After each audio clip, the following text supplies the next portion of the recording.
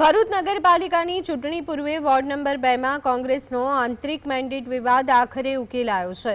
ભારે ખેંચતાણ બાદ શમસાદ અલી સૈયદ અને હેમેન્દ્ર કોઠીવાલાને પક્ષના સત્તાવાર ઉમેદવાર જાહેર કરાયા। જો કે આ વિવાદ બાદ શમસાદ અલીએ શહેર અને જિલ્લા કોંગ્રેસ પ્રમુખ પર ગંભીર આક્ષેપ કર્યા।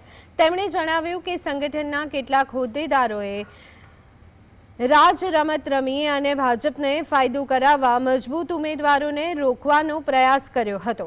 પ્રદેશ સમિતિની દરમિયાનગીરી બાદ આ મામલો થાળે પડ્યો છે।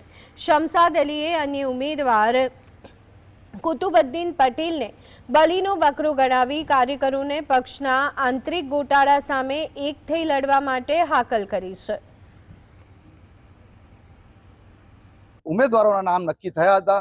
એના ભાગરૂપે જે રીતે ઉમેદવારોને મેન્ડેટ આપવાના હતા અને મેન્ડેટ આપવાના અંદર જે રીતે શહેર કોંગ્રેસ સમિતિના પ્રમુખ અને એમના કહી શકાય કે જિલ્લા પ્રમુખ એમણે જે આ ગોટાળા કરેલા છે એ ગોટાળા ને હું ખૂબ જ સખત શબ્દોમાં વખોડું છું।